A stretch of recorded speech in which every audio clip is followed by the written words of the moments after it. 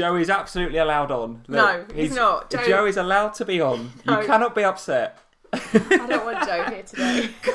Guys, good evening, guys, and welcome to episode 10 of the FPL Family. My name is Lee. This is Sam in... What sort of mood would you describe yourself in this evening? I'm not Depends very if happy. Joe's been allowed on or not. Joey's allowed on. He's here. I've already seen him in the live chat. Any words for Joe this evening? I hear there's been a bit of a toing and froing on Insta about... Joe's been told. He's had his first warning. If he mentions it again, Jeff's to kick him out. What's it? What? Mention what? What happened to The them? W word. Oh, the W word. There will be no seconds assigned to the W word today. No, not even 42 seconds. No. Not even going to talk about it. Not even going to talk about it. Guys, welcome along. Welcome along. Thank you for joining. This is, like I say, episode 10 of FPL Family. I'm Lee. This is Sam. Have I already done that? I don't know. Have I done it twice? Who cares? Who cares? Guys, the first thing to say is thank you so much, because we had a ball, didn't we? We had a ball on Thursday night. It was epic, guys. It was so good. And thank you to everyone that's gone over to the official Premier League website and checked out the episode 4 of the FPL show with Jules and James and us. And us. It was great, wasn't it? It was great. What was your thoughts on Thursday? Give us your feedback. It was amazing. It's good, wasn't it? Yeah, it was. It was really good. Jules and James were great. We actually had a moment. So we walked in, guys, and we registered in the building in the studios where it was. And then one of the runners came along, one of the runners for the show, and said, go into the green room. So straight away I was like, oh, green room. Happy days. Posh. Here we go, bit posh. Might get a cup of tea. Walked into the green room and she said, oh, Steve and Robbie are already here. And we'd already seen, hadn't we, the sort of lineup for Premier League productions that day. So I knew that she meant Steve Sidwell and Robbie Savage. And every bit of me wanted to turn around to you and go, oh, Sam, Robbie Savage, it's Robbie Savage. But I didn't. We were quite cool. Well, we think we were. We think we were quite cool. If that is possible, I don't think it is.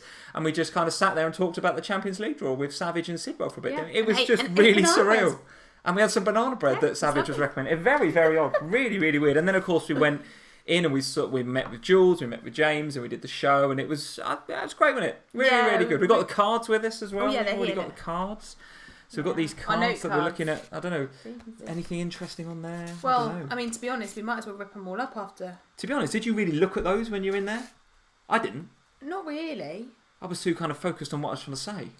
Yeah. But it was good though, wasn't it? It was excellent. All in all, it was great. And thank you guys for... We really appreciate all your support. Absolutely. For tuning into this and to following my guff on Twitter and for following you on Instagram, because without all of that, we wouldn't have been invited. Would we? No, So we brilliant. wouldn't have. Absolutely brilliant. Definitely.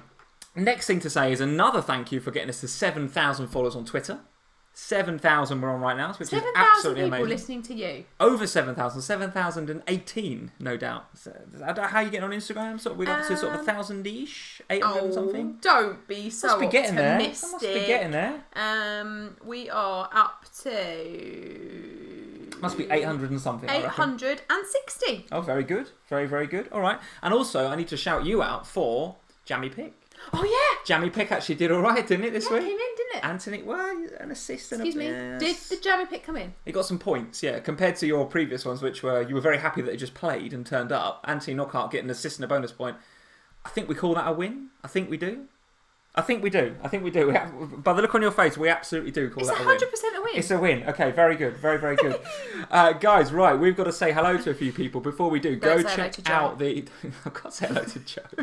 Go check out the polls, top right-hand corner. We've got some good polls tonight. We're talking about points for the game week, as we always do on this Sunday night stream.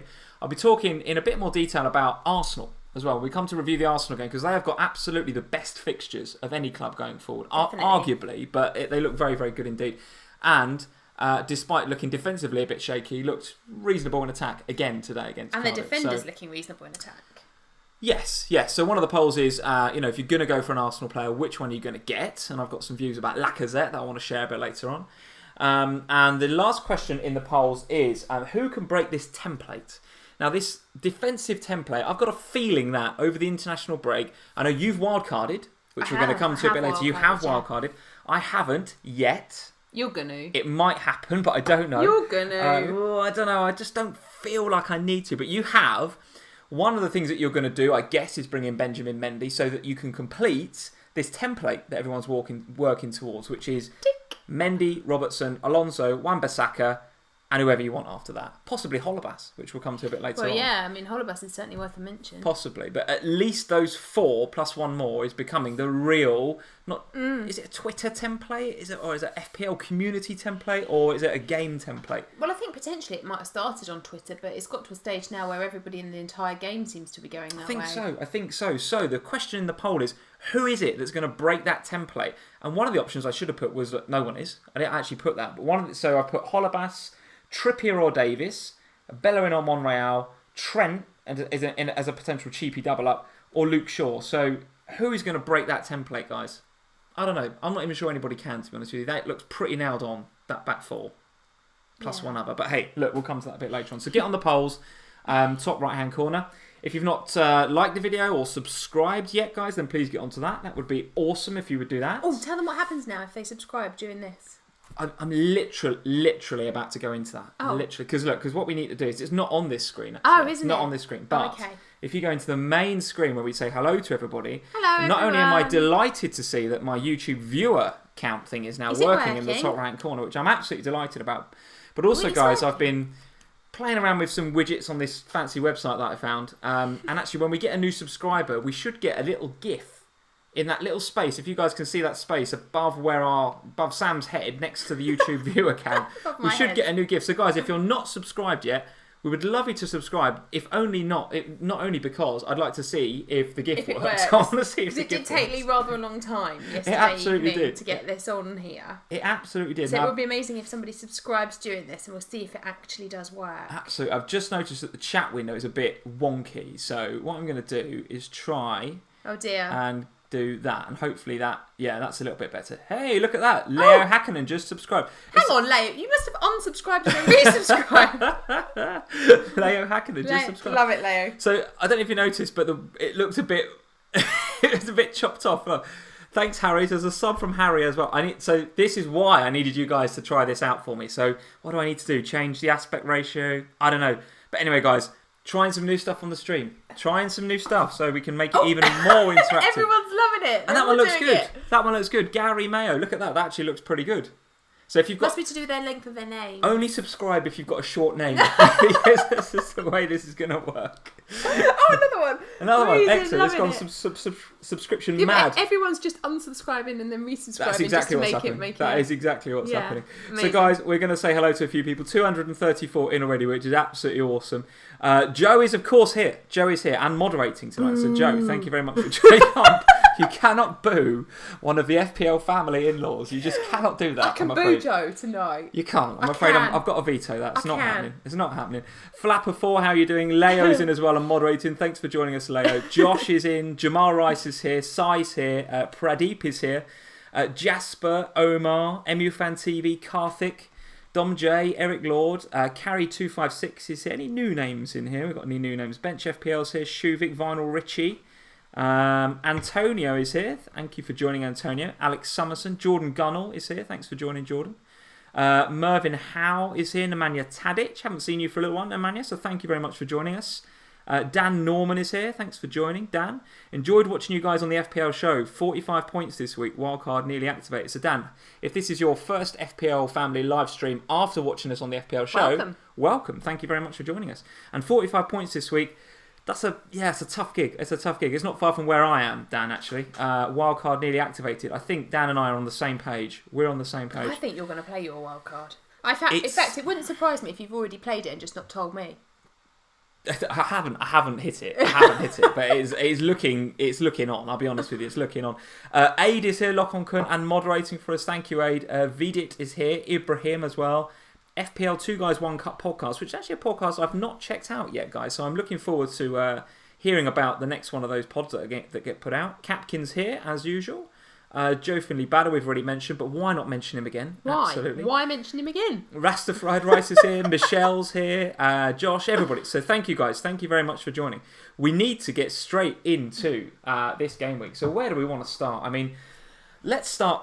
I'd like to start with Chelsea. Chelsea because there's one man that plagued me the whole year last year because I did not have Marcus Alonso. He plagued me.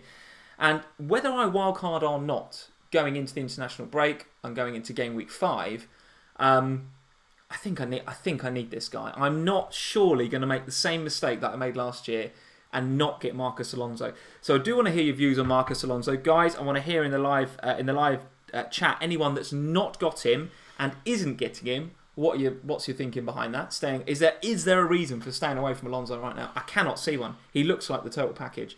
But I also want to get your feel on Pedro and Hazard as well in particular. So Chelsea, discuss. What did you make of the game? Well, let's start with, so just literally a minute before we came on here, Jared, is that right? I think that's how you say his name. I'm sorry if I got that wrong. What's he saying? He came on, DM'd me, and he, with this quote from Hazard, said, "Sometimes he is in front of me.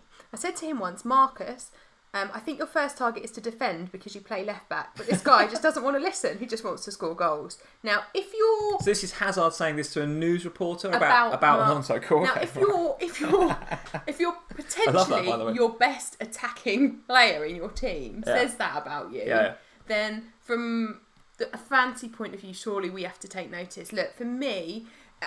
those of you that have been with us for a while will know how much I love Marcos Alonso. I think the guy is just super talented. And from an FPL point of view, I don't think there is historically has been a better defender in the game than him. Not necessarily because of the clean sheets. They're just a bit of a bonus with Alonso.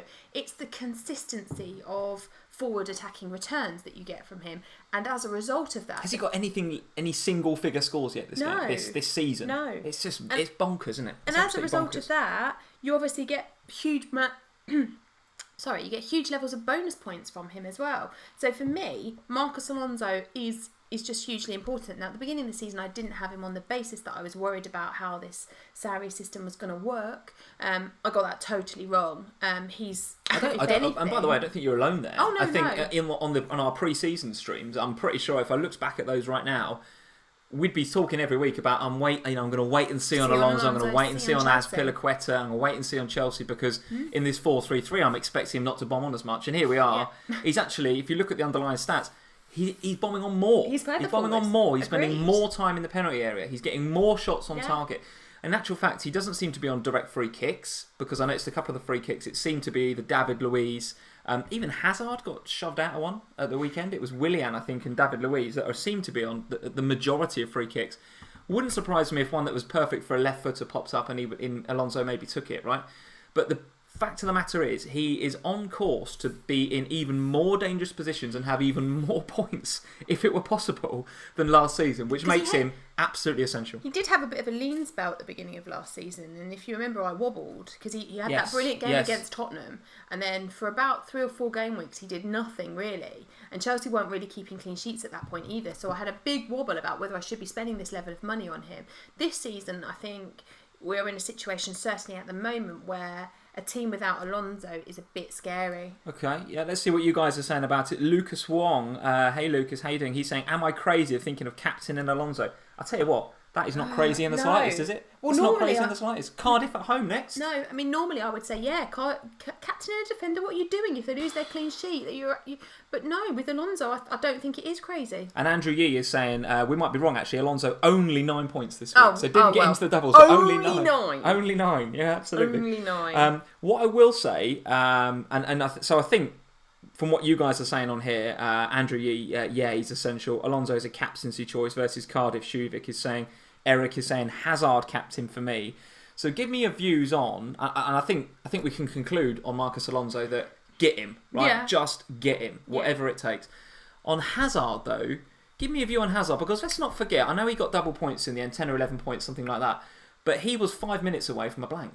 5 minutes away from, I'm definitely keeping Salah and not thinking about Hazard at all. All of a sudden pops up with what has to be said, a very Hazard-esque goal, and suddenly everyone's getting him in. So what's your view?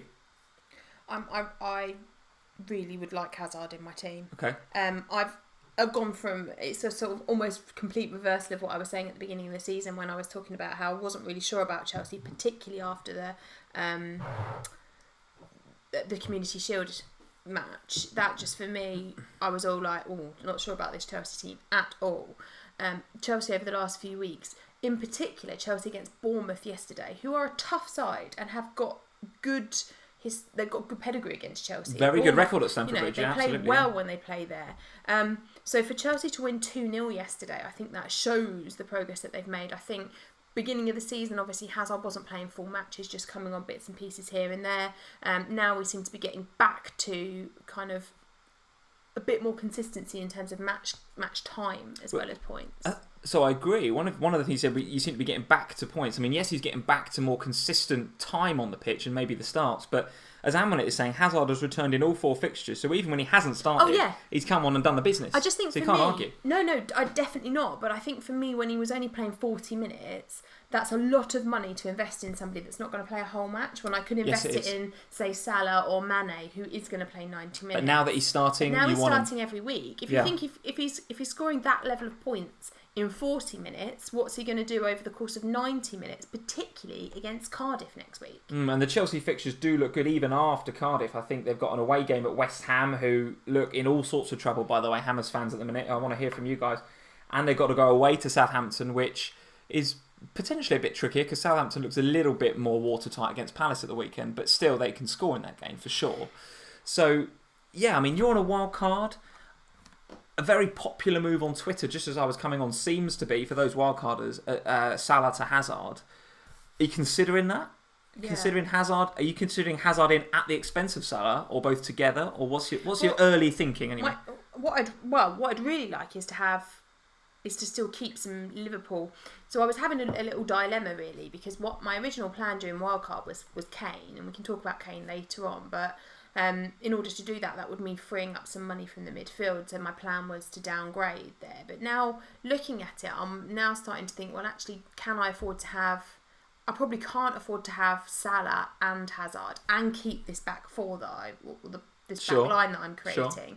So maybe I'm looking at Mane and Hazard, because I think you can work that.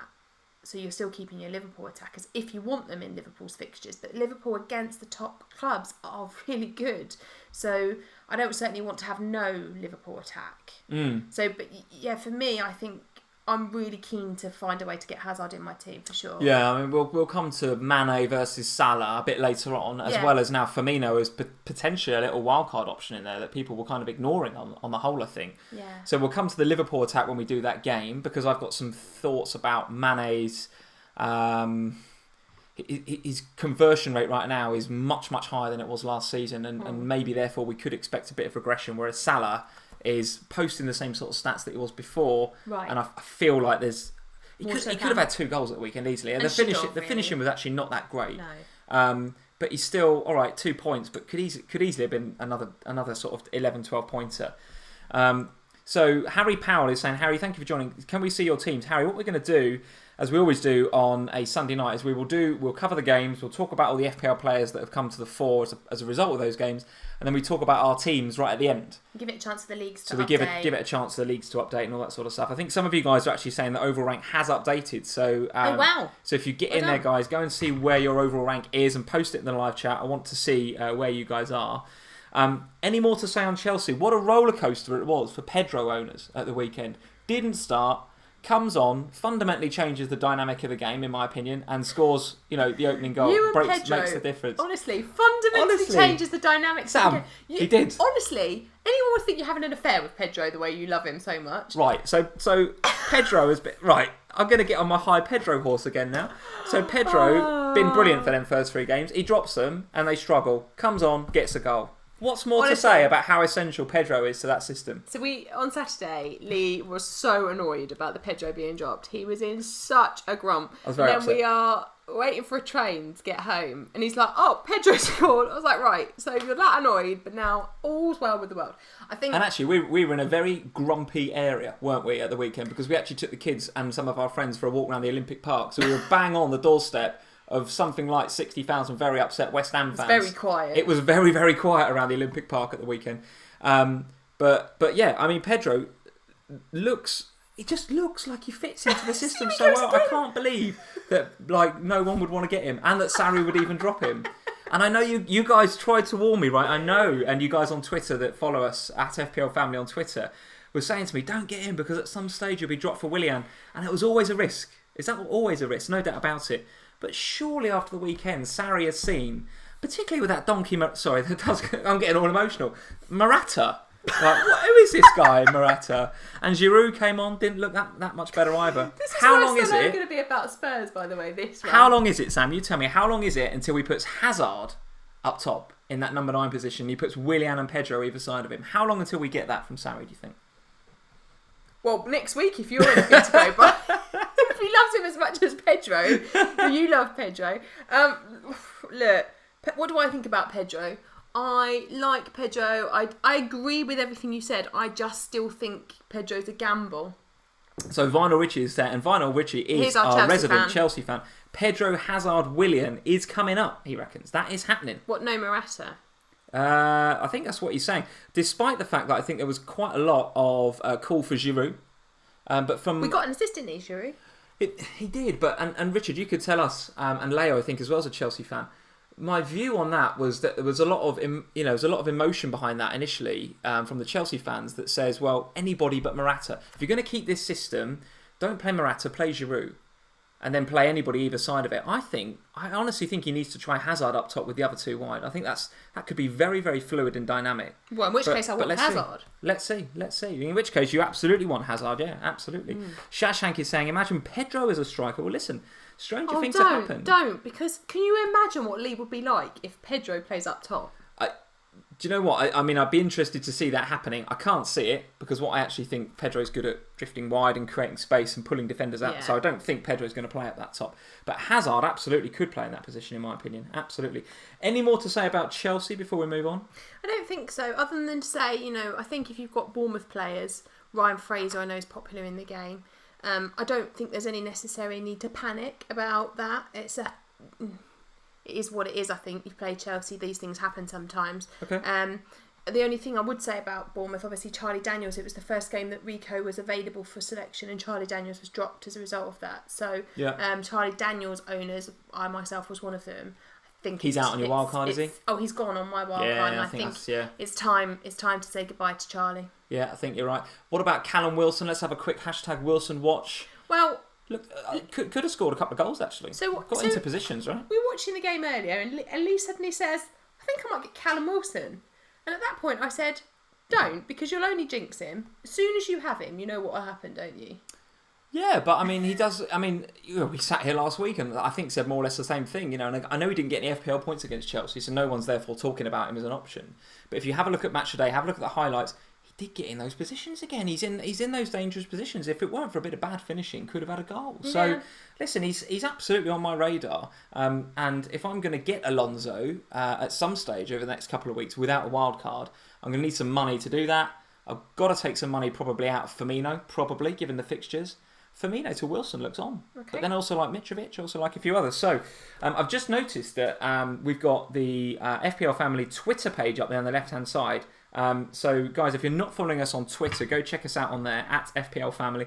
Same for Insta. So this is our Insta. This is Sam's at FPL Family Instagram. A picture of Troy Deeney. Did you put that out? Well, of course. I have to put up when the other team scores, don't I? Wow, seriously. Goodness me. Okay. Oh, there we are at West Ham United Stadium. Goodness me. Oh, and there's Sonny. Happy for Sonny. Sonny. We'll talk about Sonny later when we get to Spurs. Sonny. Oh, happy for Sonny. So there's the Instagram where you can interact with Sam. What I'm going to do Unless you're Joe and then you're banned. What I'm going to do is go down to the results because that's how we normally go through these, isn't it? So we've just discussed Chelsea. We've talked about Bournemouth. Let's go to Spurs then. Why not? Let's talk about Watford 2 and Spurs 1. What are your initial thoughts on the game? What did you make of how Spurs were set up?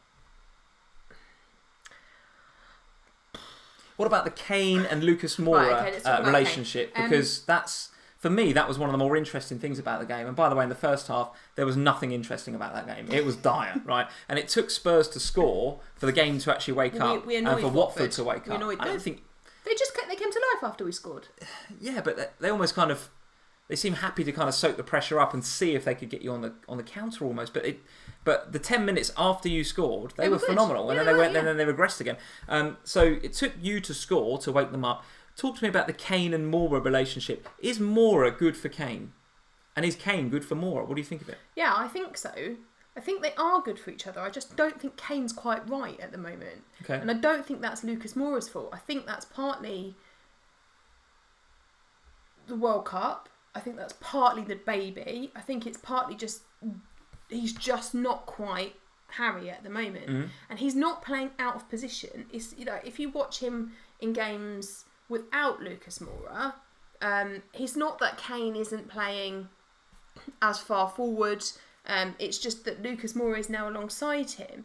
But I think with Harry, look, we all know that my plan was in the wildcard to get Harry. I just can't do it at the moment because at the moment he isn't the Kane that I need him to be as from a fantasy point of view. Okay. And I think as far as Spurs are concerned, and I always say this, defensively, we aren't that tight. We will ship goals. You can score against us. Particularly if we don't have Lloris in goal. That is a big thing. That's a one-game thing, though, right? He's back after international break, you think? Well, yes, it's just a thigh strain, I think. I don't think it's anything serious. But I think, you know, a lot of people asking me, should I get on this Spurs defender? And I think the question comes with, it's the same as when we talk about Mendy and Alonso. You get on them if you think they're going to get attacking returns as opposed to clean sheets. Don't expect a clean sheet from the likes of Trippier and Davis. And if you get one, then it's a bonus. But talk to me more about this Kane and Moura thing then, because for me, there was one incident in particular in the second half where I think Kane got the ball and Moura was to his right, and Kane automatically looked up to try and find Moura. Now, my view of how Kane used to play last year was he'd have got that on his left foot, maybe cut back inside and whipped it, or he'd have tried it with his left foot. But because he was the one guy up top, he'd always go for goal. He'd always go for it. Whereas it feels a bit, tell me what you think, I mean, it feels a bit like Kane sometimes is now getting his head up to look for Moura. And Moura's getting his head up to look for Kane, which is fine, because Kane's the man, he scores the goals.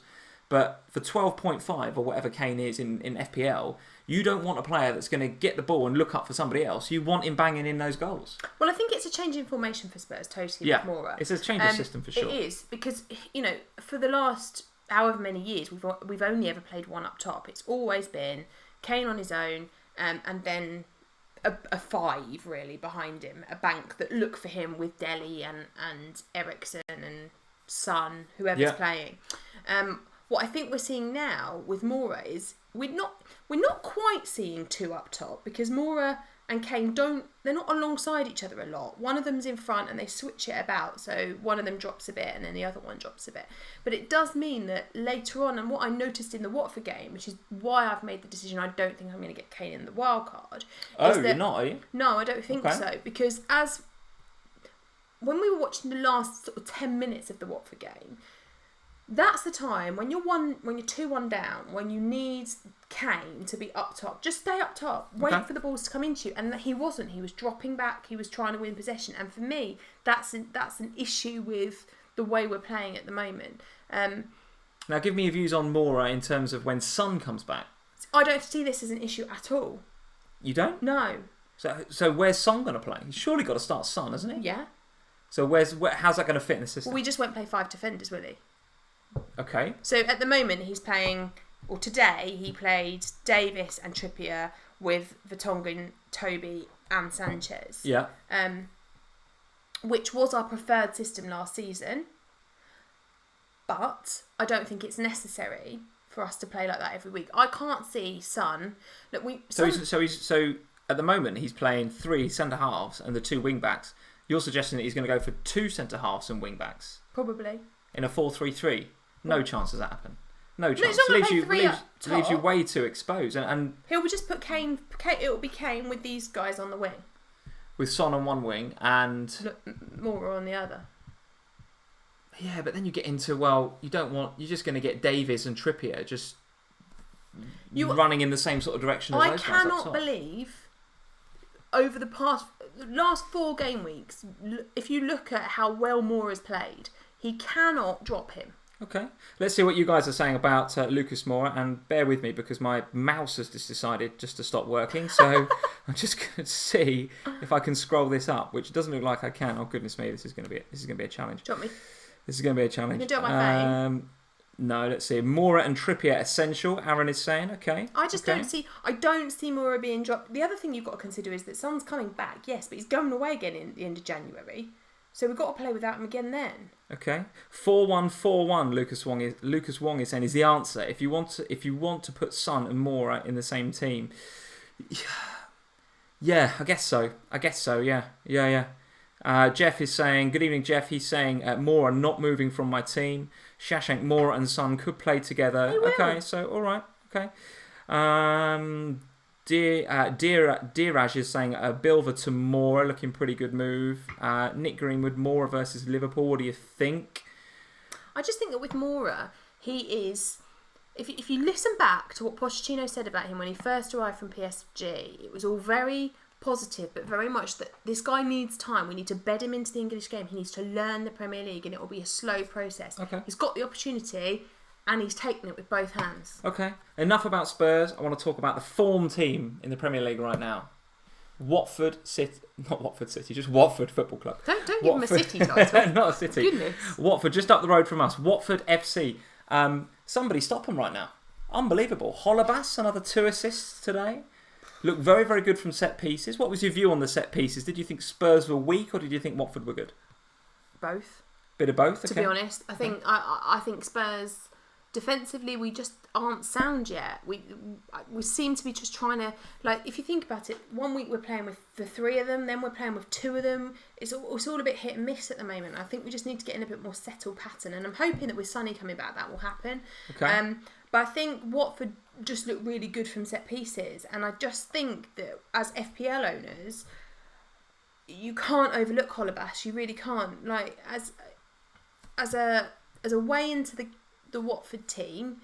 All right, I know we were talking about this on the FPL show, weren't we? Yeah. He will get bookings. He's not. So at some point you're going to have a suspension out of him. But is it worth it? Well, if he's going to get you 2 assists every week, then yeah, it is, isn't it? Yeah, and guys, forgive me if I look down quite a lot, because that is I've given up with the mouse. That's just gone. It's gone. So I'm now looking at the live chat on my phone rather than on the screen. So if I look down, I do apologise. Pradeep is saying Holebas has created more chances than any other defender, more than Alonso. So we're sitting here talking about how great Alonso is. Holebas is got to be worth a shout, right? It's because Joe, I honestly, I don't mean this nastily now, but it's because he plays for Watford. That's why.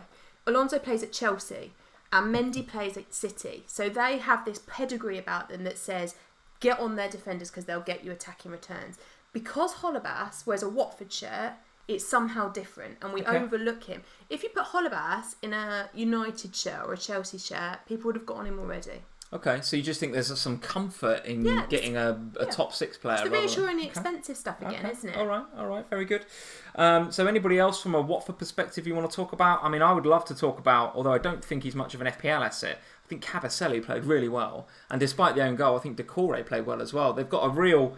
I think Watford are starting to build a bit of a spine there. You know, Ben Foster, as we were talking about during the week, 32 years old now, experienced goalkeeper. Cabaselli at the back. Big mistake. It probably was his. Yeah, you probably can put it down to him today. Yeah, and then you've got Cabaselli, Decore, and then you've got Deeney and Gray sort of up front, and then you've got these periphery figures like Holebas and Will Hughes. I think they're building a pretty good side, Watford. Building a pretty good side, and the stats say that as well, right? And the league says it, so you can't complain with that. No, I don't take anything away from Watford. I think they've had a fantastic start to the season. I just don't like them at the moment. But no, I think from a fantasy point of view, I'm not sure that there's... I think it's Holebas, really. I think from a fantasy point of view, Holebas is the one to look at. Let's have a look at their fixtures going forward then. Well, it's quite tough. They've got United next, haven't they? Yes, they have, I believe. Let's find them. Yeah, Manchester United, but at home. So, United can ship goals, as we've seen. Yeah. Fulham, who are not that great defensively, might be pretty good going forwards. I'm not sure you play Ben Foster that day, but you'd maybe want to play your Watford attacking players. Arsenal away, Bournemouth at home, Wolves. So, as you can see on the ticker there, courtesy of Fantasy Football Scout, it's towards the harder end. But they're not impossible fixtures there. They're easily the form team, right? They've played Spurs and they've beaten us. Not many people will beat us this season. Absolutely. So if they can beat Spurs, there's no reason why they can't. I mean, we beat United. There's no reason Watford can't. Okay. All right, let's talk about Cardiff 2, Arsenal 3. Now, what did you make of this game? I mean, it's actually, I'm pleased to see Aubameyang. I mean, no, I know you won't, but I'm pleased to see Aubameyang getting off. What's that? Because it's Arsenal. Right? Because it's Arsenal. I'm pleased to see Aubameyang getting off the mark because, not that I think it really affected him. Because he was on Twitter at an Arsenal training session, and he was in goal and kind of, taking the mick out of himself, saying, no goal in 3. They're going to give me another job, in goal. So it's not like it was really affecting him. And here he turns up, and okay, it's Cardiff, I get that, but got his goal, right? What did you make of Mkhitaryan being benched, and actually Lacazette and Aubameyang coming in and playing those two up top? Do you think this is now a regular thing, and Mkhitaryan's a problem? I actually don't know what I think about Arsenal at the moment. Right. In terms of... so I thought, wrongly, that Mkhitaryan was kind of the ever-present in that Arsenal midfield. I thought if anyone was going to lose their spot, it would be Ozil, as opposed to Mkhitaryan. So actually, when the team sheet came out today, and then there's no Mkhitaryan, and no Iwobi either, not even in the squad today. Yeah, absolutely, yeah. That surprised me. I wasn't surprised to see Lacazette given the opportunity, given his reaction in the last game week, and given how kind of up for it he seems to be at the moment. He wants to prove a point, Lacazette. I think you're spot on about Lacazette. Yeah, absolutely. So I wasn't surprised to see Lacazette getting game time today, but I was surprised to not see Mkhitaryan. And I think for me now, in a wildcard 2 weeks, it gives me a bit of a quandary over Mkhitaryan in terms of deciding what I do with him, because...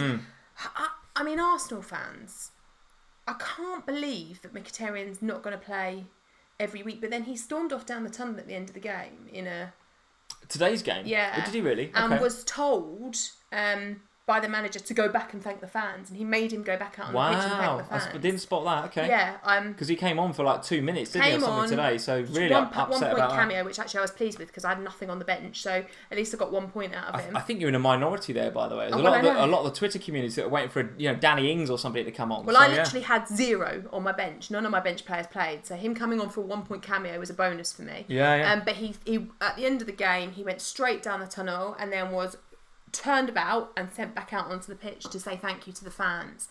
And that says a lot, doesn't it? Didn't spot that. It's a good spot. It's a good spot. Jerome Hughes is saying to me, thinking of switching Firmino to Lacazette at all, Lee. So I'm possibly. Although if I was going to... I need money, right? I need money to do Alonso. So because of that, I probably can't afford to do what is effectively a straight money switch. However, you are on a wild card, so you can change the dynamic of your team however the hell you want. You have got Firmino right now. Yeah. Is Firmino to Lacazette a move you might want to look at? I don't know. Because Firmino, it's really tough, isn't it? Because I just feel like Firmino tends to go on little runs of scoring goals. Like he won't score for a while, and then he'll go on a run of 3 or 4 games where he'll score. And then nothing will happen for a little bit. And so for me, I'm now starting to kind of think, well, actually, he's just scored today. He's got Spurs next week. We all know Spurs like to ship a goal. So, do I keep him? But then he's got to go to Brazil in between this. So by the time he gets back, is he going to play next week? So I am pondering on Firmino out, and it was going to be for Kane. Will it be Lacazette? I don't know. I don't know if I trust him to get game time. At the moment, I'm a bit just all over Arsenal because I can't decide who's going to play and who's not. And I think that's what a lot of you guys are saying on here. It's difficult to know which one to get. I mean, Spencer's saying Mickey will start the next game, right? Please, well, right? We don't know. We just don't know, do we? I mean, for me... Bit of petulance today, maybe not. If I was on a wild card, I would seriously consider Lacazette. Yeah, I think he's a real differential because I think everybody's kind of on Aubameyang or Mkhitaryan. No one wants to double up. He's not really had starts up until today. But I just look at what he's been doing. And he was very, very good last week. I'm not going to say phenomenal. He was very, very good last week. His celebration after when he got the assist that went in off Diop for the own goal in Gameweek 3. Gameweek 3.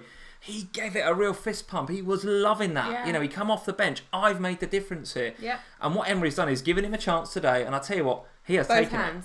Grabbed it with both hands. Looked really, really good. By far the best Arsenal player on the pitch. By far the best player on the pitch. Agreed. Got 3 bonus points, didn't he? Got the 3 bonus points. Easily got man of the match on Sky. So he's passing the eye test. I honestly believe that, I think he could really be a great differential coming out of the international break. I think so. Into game week 5, absolutely. I think so. It's just that, and it goes back to this whole situation again, doesn't it? Those front 3 spots, because there's only 3 of them and you have to make some tough decisions up there. For me, do I want a player who is potentially a rotation risk? Yeah, and Zach Jones, Zach, thank you for joining. He's saying, good spot, Sam. That says a lot about his attitude, I think, with Mkhitaryan. Yeah. Now, there's history there. It's a great spot, that, Zach, because he has got a history for having a bit of a strop, hasn't he? He had a strop at United. Definitely got to dropped, keep an eye on that. Moved to Arsenal, got dropped today, put on the bench, had a strop again. Yeah, and Leo is saying, I think Lacazette is a massive rotation risk. He is, Leo. There's no doubt about it. Look at how many, if he started or not in the last 4 weeks. No doubt about it. However, I cannot believe he goes into the next game without Lacazette after what he's just done in the last. He's won in the last 2 games. I don't know. Cannot believe it. He drops him to the bench. But listen, you're absolutely right, Leo. He could, absolutely. So guys, that's Cardiff versus Arsenal. Let's talk about, if I can sort my mouse out. Here we go, because I've still got to change this screen with my mouse and scroll up a bit. Whoa, here we go. Let's go down a little bit. This is ridiculous, isn't it? I need to go and get myself a new. Oh my gosh! We get one bit of technology right, and then something else goes wrong. That's as good as it's going to get. All right, we're going to leave it there. It's all right, because you've missed off the Spurs game at the bottom. We don't need to see that anyway. That's all right. We'll cut that off the screen. Do you want to talk about, and I'm just going to select a couple of games here because we're 45 minutes in already and we've got to talk teams and leagues and all that sort of stuff. Do we need to talk about West Ham versus Wolves other than how bad are West Ham at the minute? It's not looking good for them, is it? At all.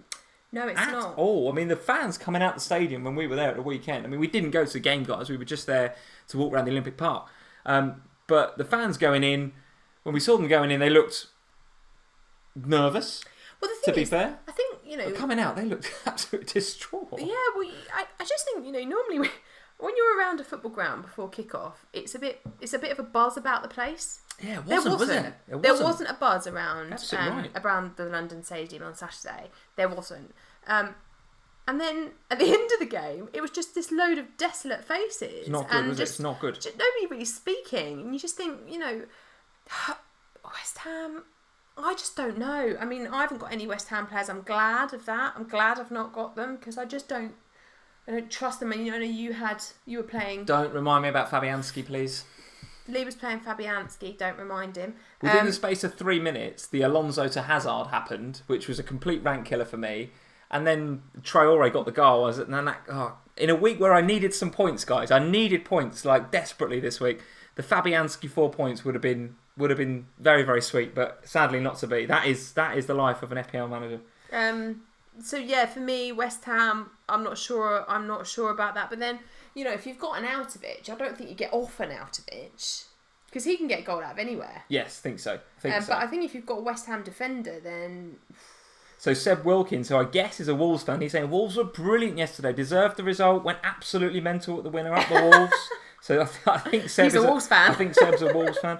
Will is saying calm down on West Ham. Their fans can't expect it to settle after 4 matches. A fair point, Will. Absolutely fair point. Felix O, who's got Marco Arnautovic as his avatar, must be a West Ham fan. Our next fixtures are very tricky too. We had to get a result versus Wolves. I think you're spot on about that actually, Felix. Let's take a look. I've got a feeling you're at the bottom of the ticker. Yeah. Everton away, Chelsea United, Brighton Spurs. But let's not take anything away from Wolves in all of this, because yeah, they dug in and got the win. Dug in and got the win. Fair play. I think Patricia played pretty well from what I saw. So yeah, fair play. Yeah. Fair play. Crystal Palace 0, Southampton 2. Now for me, this was the surprise result of the weekend. Surprise result. What is it about Palace? And Jamal, if you're on, I'd love to hear your opinion. What is it about Palace without Zaha? Don't know. That makes them not tick? He's such a talisman for them. It's almost like, and we saw this a lot last season, when he doesn't play, they kind of regress a lot, don't they? Well, I think that the fact that Roy Hodgson goes into a press conference the day before and fails to mention anything about Zaha tells you a lot about how important Zaha is to that Palace team. Yes. The fact that there is no warning that Zaha is not going to play, tells you a lot about how important it is, because what that have done, it had given Southampton a massive boost, which it clearly did with Zaha not playing. Yeah, I mean, I had 2 Palace defenders going into that game, basically. Ooh, ouch. Yeah, well, basically because I was in as you'll know if you follow follow me on Instagram, I was in dire straits going into this weekend because I'd obviously made the switch about Richarlison.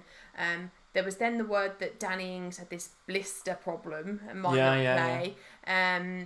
And then I was worried about somebody else not starting, and it was a bit of an issue. And in the end, I had to play my 2 Palace defenders, and I kind of thought, well, that is actually all right because Southampton aren't that great going forward, particularly if Danny Ings doesn't play. So what are you doing about Patrick Van Arnhout in your wild card? Oh, he's gone.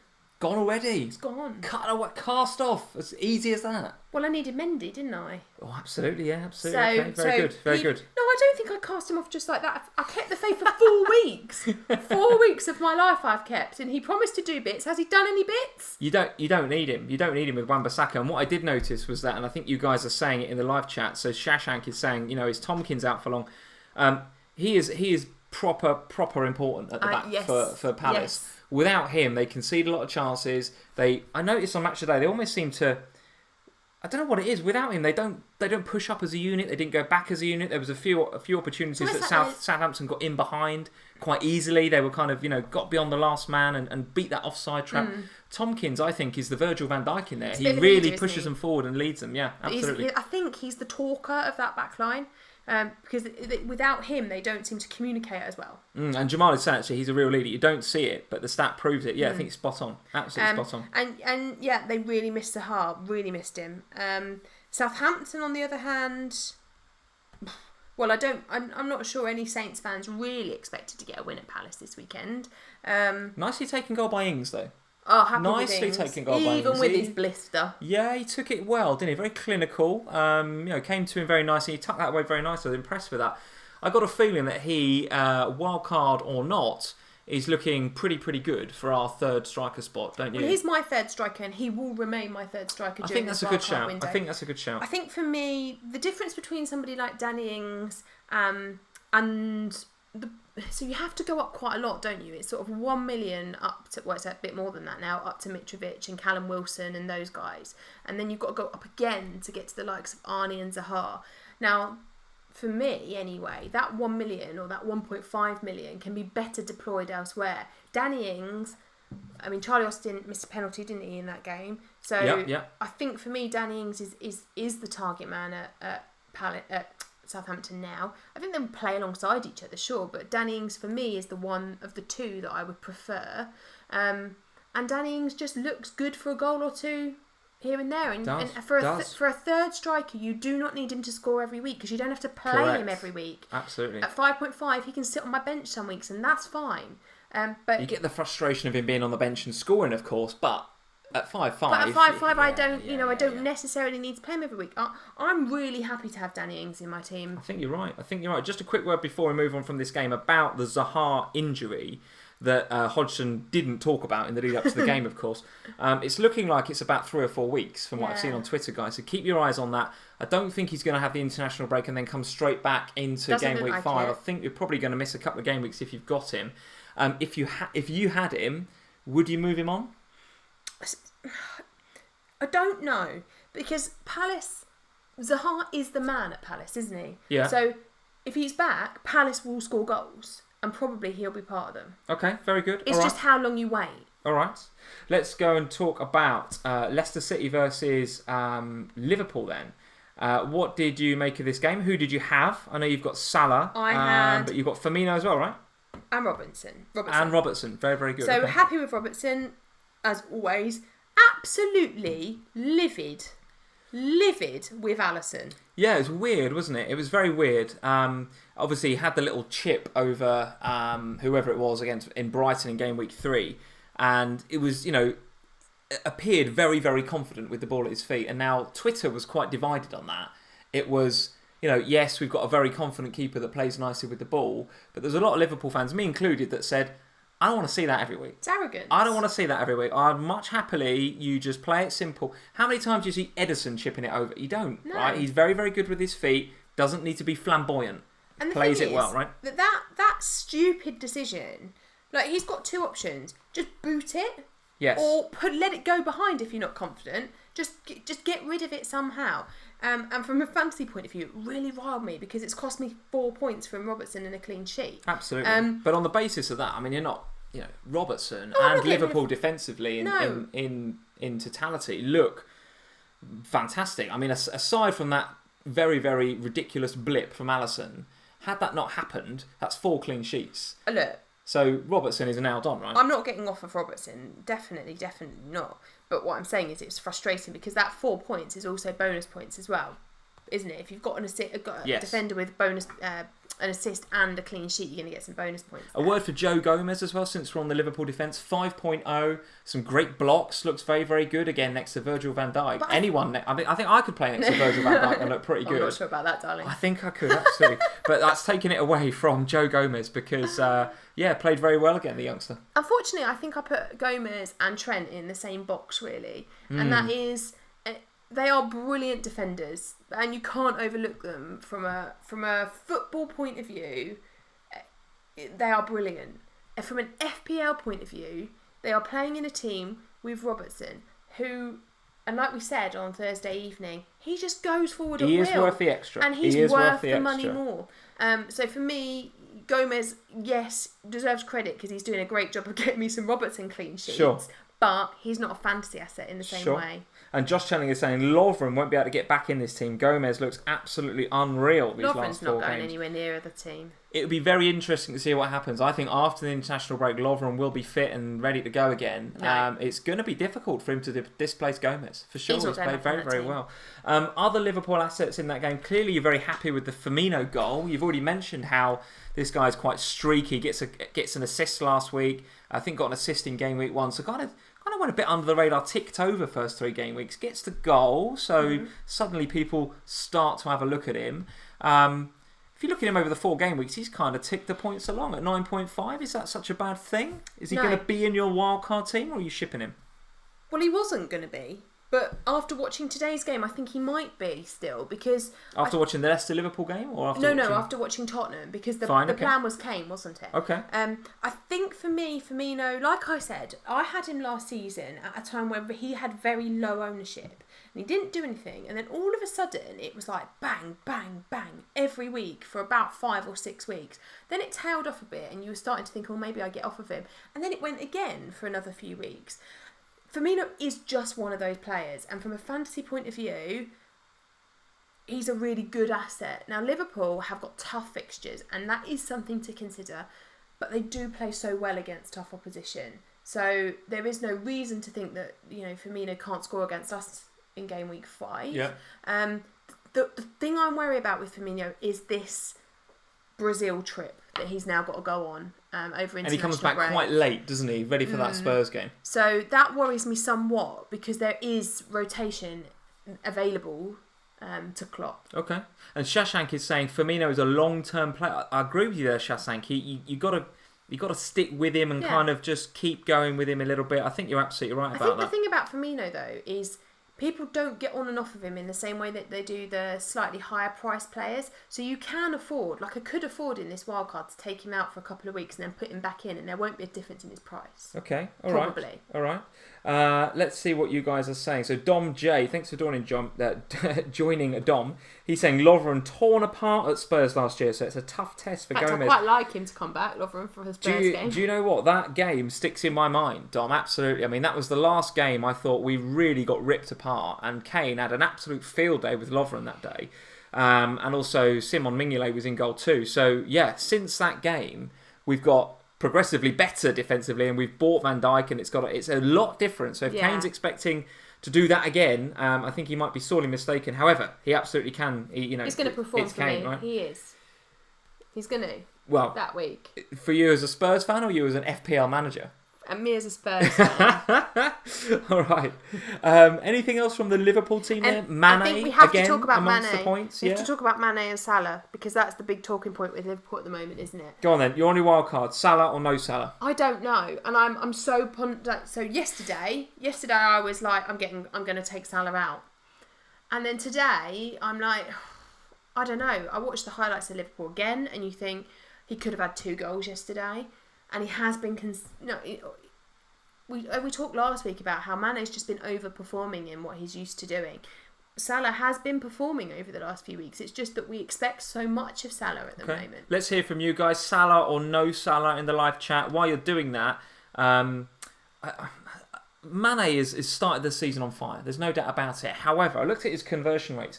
He's up at 40% so far. So he's converting 40% of his chances. Now, last season, his conversion rate was 14%, 1-4. So should we expect some regression from Mane? Is he overperforming right now? And is Salah, by contrast, underperforming? Because the eye test suggests, the stats suggest, he is missing chances. Well, there's no doubt about it. He's getting in those positions. He's getting points, but he's missing the target. So is a Salah explosion imminent? And is a Mane regression going to come in alongside that? Or, as everybody seems to be, all the cool kids seem to be doing right now, is get off of Salah, get onto Mane and use the money to upgrade Hazard. What are you thinking? All the cool kids. I think if you look back at Mane over the course of last season, he started really well. He did play well in August last year. We've talked about this before. Then it tails off, and then he has games throughout the rest of the season where he plays well, which is why he's I don't mean plays well. I mean plays well in terms of fantasy, because I think he always plays well. But from a fantasy point of view, whereas with Salah, what we see is a much more consistent. And somebody said earlier that Firmino is a long-term player. So is Salah. Salah's not. He's not necessarily the player that's going to get you 4 in a game week, but he'll get you 1 or 2 every week, or there'll be an assist. I think so. Salah can easily explode, right? He can, but I think if you look at him over last season, it was the consistency of points every week that made everyone get on him. Yeah, but what he did was get sort of 7, 6, 7, 8, 13, 7, 6, 12, 7, 6, isn't it? 18. So it's like he's consistent with peaks. Yeah, but that's what I mean. So at the moment, what we've been seeing, apart from this week where he blanked, is this sort of consistent, not low numbers, but 7s and 8s. Okay, all right. We will at some stage, I don't think against Spurs, but at some stage we'll see him get 16 or something ridiculous. Okay. But I just think. Let's see what you guys are saying about the Salah versus no Salah. Aaron Nair is saying Salah is overpriced. Okay, interesting. He is expensive. Carry256 is saying FPL Family, you've convinced me to wildcard. Oh dear. I think that's the right decision. I think a wildcard in international break is exactly the right decision. Micah McClatchy, thank you for joining. He's saying Salah's price can only go down and his playing time will lessen next couple of game weeks. That's interesting. Yeah, interesting. The fixtures for Liverpool do get harder. There's no doubt. September, with those now Paris Saint-Germain and Chelsea League Cup and Napoli in the Champions League, September looks pretty flipping difficult, pretty hard. There's a Southampton at home league game, which looks good for Salah captaincy. Outside of that, you'd question whether you'd captain him, I think. And I think you've just hit the nail on the head, haven't you? Because you get Salah as a fantasy owner at 13 million because he's a captain option. Okay. And we're looking at a month where I'm not sure he is a captain option. Okay, Chowdhury's Fro, thank you for joining. He's saying Salah for Hazard and then spend on Alonso if you don't have him. Okay. Gael Scheller is saying no Salah has got me to the top 1k. Okay, interesting. And Dom J, Salah out for the next month, then I'll get him back. Okay, interesting. All right, so I think that's a really good strategy, actually. A lot of Salah outs here. Salah in October. A lot of Salah outs. Yeah, interesting. I look forward to him being a differential captain for Southampton at home when I've got him and no one else has. Well, it'd be interesting to know who else has got who. But it'd be interesting to know who Aguero and Hazard have got that game when you've got Southampton, actually. Because is he the obvious captain pick against Southampton? Let's have a look. Ask and ye shall receive. Well, thank you. So on the day that the game week that Liverpool play in Southampton is game week 6. So other captaincy choices: Man City at Cardiff. No, Aguero then. What away? You're going to risk the Pep roulette, but okay. Even Manchester United at home to Wolves. Who else have we got? Fulham at home to Watford. You're not going to captain anybody there. Spurs have got Brighton away, so you're probably not going to captain there. Salah looks. They're at home to Everton, so you know somebody braver than me would maybe look at Aubameyang or something. But Liverpool home to Southampton. What do you say about Chelsea? If you've not got Salah for that game, you'd panic, wouldn't you? I mean, Chelsea have got West Ham. Chelsea, well, there you West are. Ham. Hazard captain all day long. Chelsea's next 2: Cardiff at home, West Ham away. Goodness me, that could be really really good for Hazard owners, couldn't it? let's move on from the Liverpool game. We haven't got that much longer to go. I'm hearing from you guys in the live chat that the leagues are updated, the game week ranks are updated. So I want to very, very briefly and end on Everton and Huddersfield. Varying degrees of success for our Richarlison replacements. Walcott, absolute rubbish. Mora. Injured on 56 minutes or whatever. Very, very disappointing. I've now got to think about what I'm going to do with him going forward. Is he? I don't know. It seems as if it's a hip problem, according to the quotes that I've seen from Silva. So let's wait and see. He's got 2 weeks, obviously, to recover.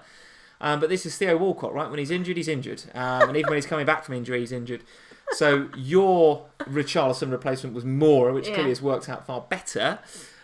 Thoughts overall on the game? I mean, I actually didn't see this game, nor did I see, I don't think, any extended highlights of the game, Everton versus Huddersfield. Lucas Digne, I think, got 2 bonus points and an assist for the Calvert-Lewin goal for Everton. That's correct. So is he a possible option there at 4.9? I think he might have even dipped from 5 to 4.9. So I know Everton have got some good fixtures coming up. But I am really not sold on Everton players. I was sold on Richarlison. So will you get him back? Richarlison had me. Well, yeah. So my quandary is now that everyone's getting off Richarlison, do I get on him again? Yes, I think I want to. And Mkhitaryan, I don't think I want. So that's an obvious swap. Okay, all right. Let's see what you guys are saying about the Wally injury. Bruised ribs for Walcott. Bruised ribs. So this is Walcott in a nutshell. Firetog says bruised ribs for Walcott, and then a few comments down, Aaron says Walcott groin injury. Is there any part of Walcott that's not injured? Walcott just injured from head to toe, injured. Ben Gale says dreadful game, to be honest. So let's not spend too much time on it. Kulika one is saying Digne is 4.8, so he's actually gone down a couple already. So yeah, Josh telling Richarlison first game back is Arsenal, so not only is he going to miss those 2 awesome games, but when he comes back it's Arsenal away, who seem to have picked up a bit of form. So yeah, but Arsenal will concede. Well, maybe, but maybe he's not as obvious a pick to get straight back in Richarlison, I think is what we're saying. We can't let this live stream finish without a word on Fulham, simply because that is the team that we spoke about during the week. Very, very quickly, because we're rapidly running out of time. Your thoughts on Mitrovic's performance, Schürrle, and also the penalty miss from Gross. I mean, what's going on with Pascal Gross this year? Seems to be a good pre-season favourite, but aside from a penalty that, in actual fact, David De Gea possibly should have saved when United went to the Amex, not having the greatest season, Gross. No. But then again, Glenn Murray, 2 goals. I don't think you're going to get 2 goals from Glenn Murray every week. It's not making me think I must get on him. And Anthony Northart got an assist. And Anthony Northart, your jammy pick, got an assist, so we need to absolutely talk about that. But I'd much rather talk about Fulham, because I think Fulham are really interesting from an FPL perspective. So Sarri in particular, as Josh Telling is saying, looked very, very good. I agree with you, Josh. Did look good. Yeah. So everybody seems to be talking about Mitrovic, and I totally understand why. Because he's a cheap option in attack, and every week he's doing something. A goal, 2 goals. But I think there are, and I said this in the week, I think there are other options with Fulham that are kind of getting a little bit overlooked in all of this. So Schürrle is one of them, and I very nearly on Friday night did Schürrle. Okay. It went in my panic about everyone being injured. I nearly did do the Schürrle transfer. I think for me, Schürrle and Sarri are really interesting ones to watch. I've got Tom Kearney at the moment. Schürrle and Sarri are the interesting ones. Mitrovic is... But I'm not looking for a third striker. Because I've got Danny Ings, who's that much cheaper. Who's your second striker going to be in your Walcott? Does it in your Wildcard? Well, does it look like? Well, I don't know. I need to decide on the Firmino. Okay. Issue. All right. Okay. But for me, I'm watching Schürrle and Sarri because I've got Kearney.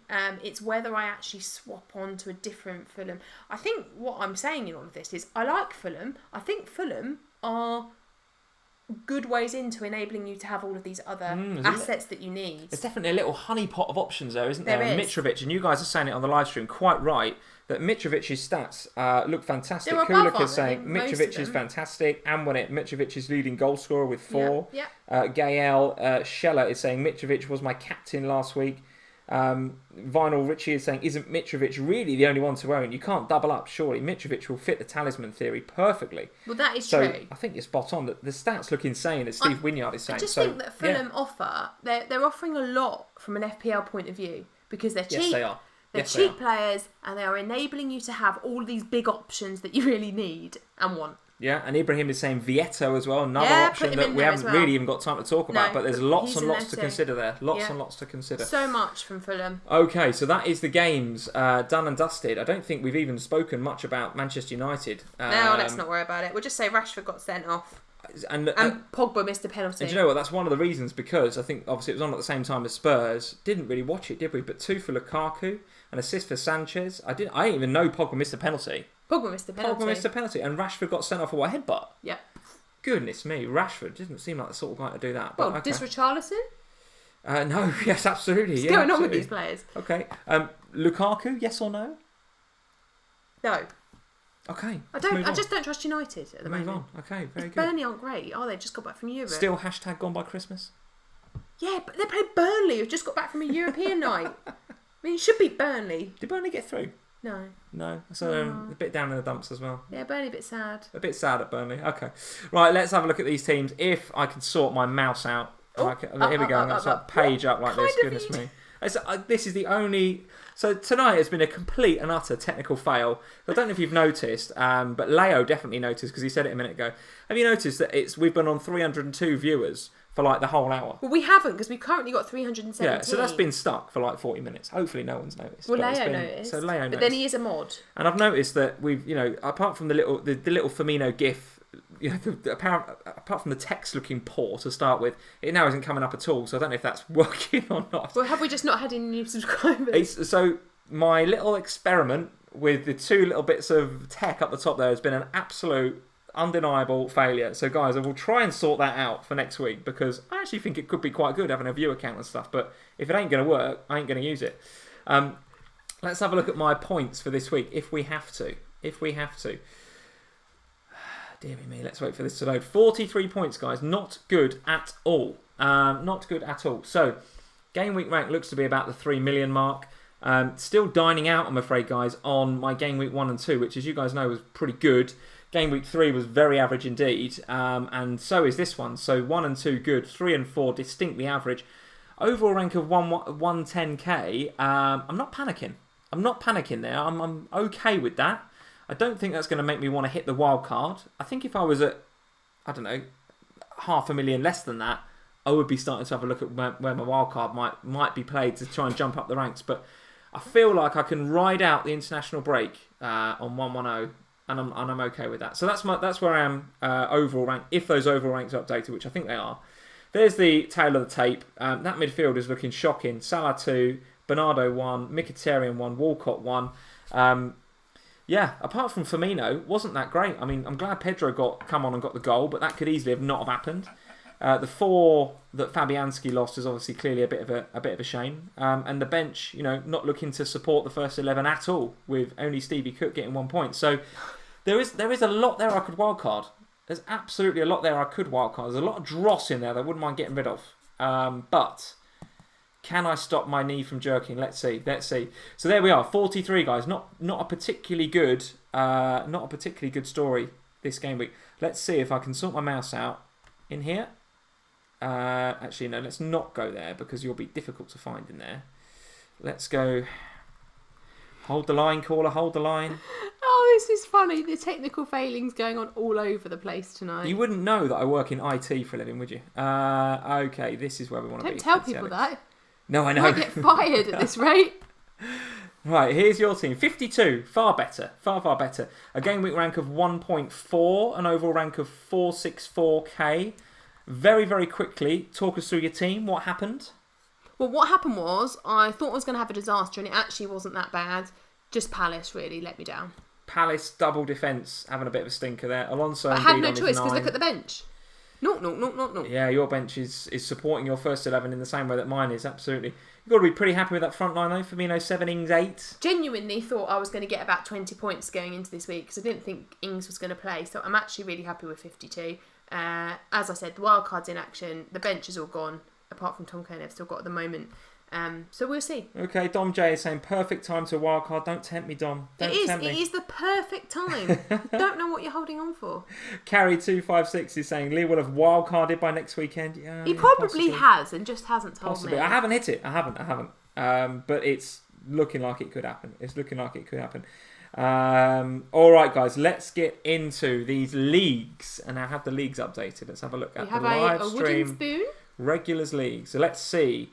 Goodness me, Richard Nyquist, Mr. Vinyl Richie, he of long-term in-law fame, is sitting well and truly pretty at the top of this league on 62 points. Have you displaced Chris? Now, I don't know whether these have updated. Yes, they have updated. Excellent. 3K, Richard.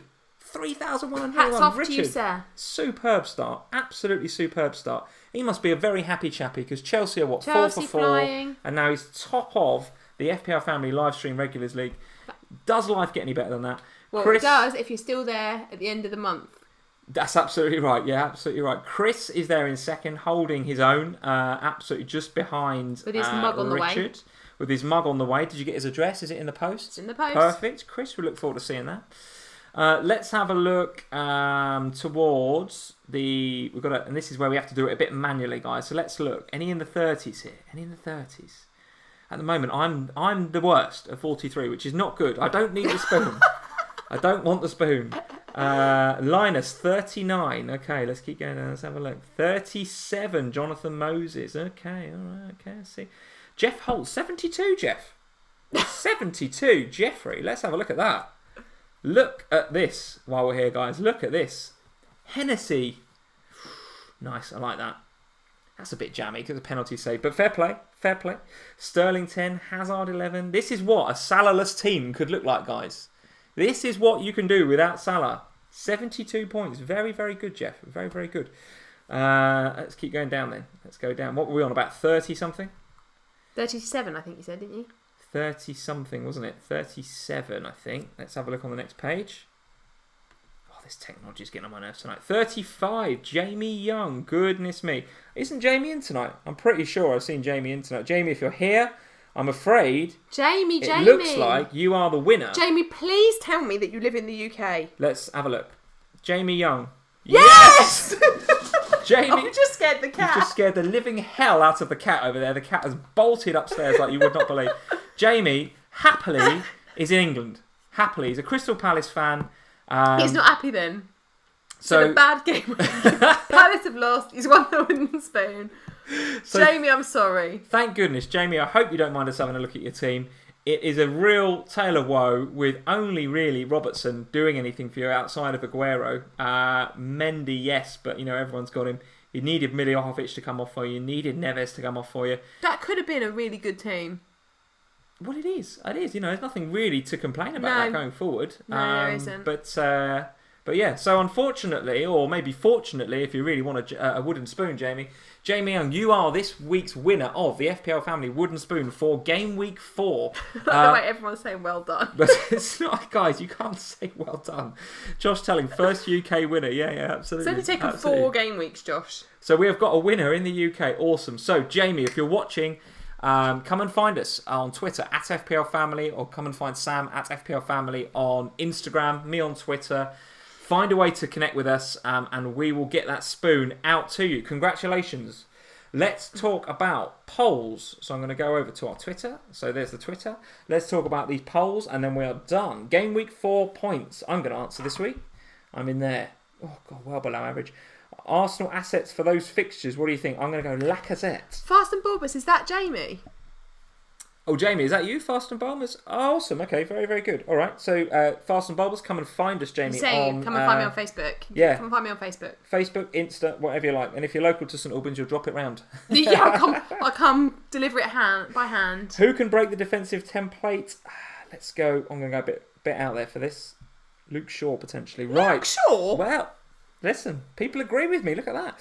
So game week 4 points, guys. Most of you in the 46 to 55 point bracket. 44% of you there. And then it goes next to the 56 to 65 bracket. 28% of you. And then it's down to 36, 45, 17% of you. So most of you in that sort of... We've got a nice bell curve there. 46 to 55. With, I guess, the majority of you kind of in the sort of 50s and 60s. Which is a shame for the rest of us that are down there in the 40s. There's absolutely no doubt about it. Best Arsenal asset for those fixtures. 42% of you going for Aubameyang. So now that he's broke his duck in the Premier League this year, 42% of you going for Aubameyang, 38% Lacazette, 12% Mkhitaryan, No one going for Ozil, which is not a surprise, I don't think.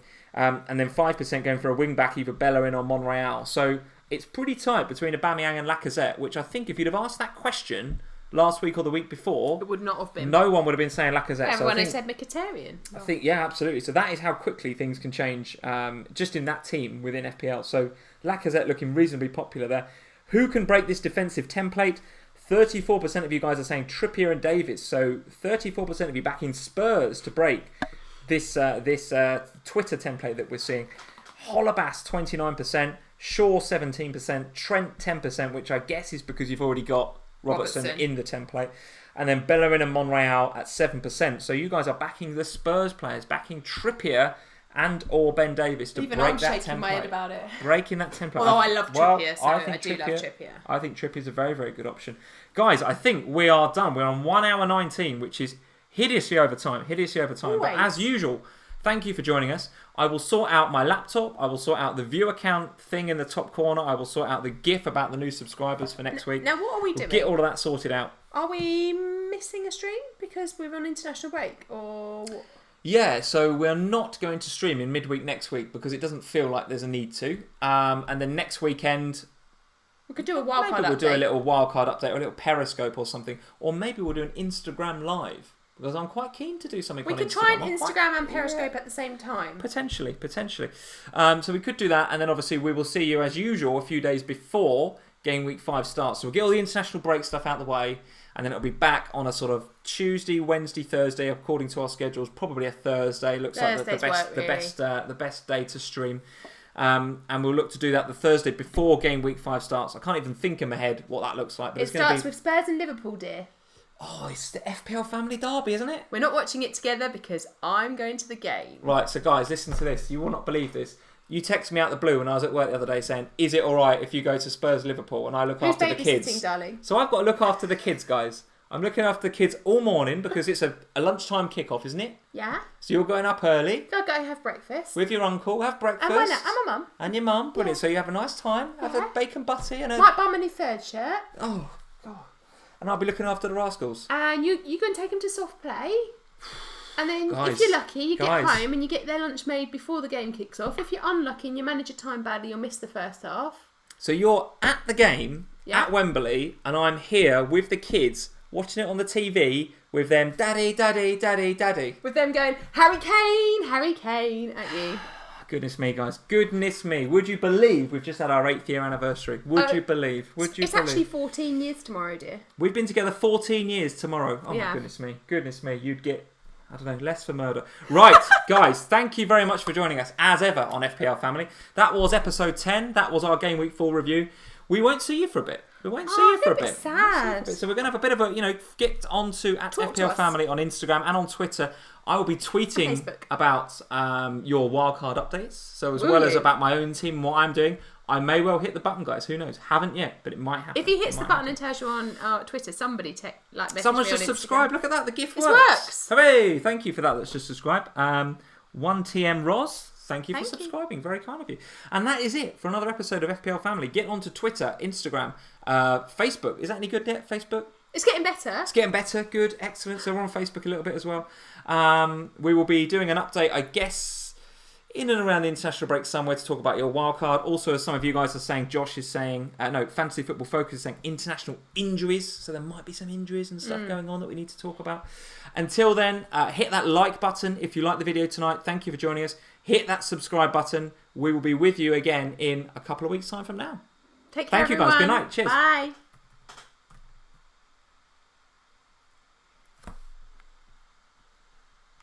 I can't even get the mouse to work. Even now, look. Even now. Even now, I'm struggling. Right, guys. Good night. Thank you for joining us.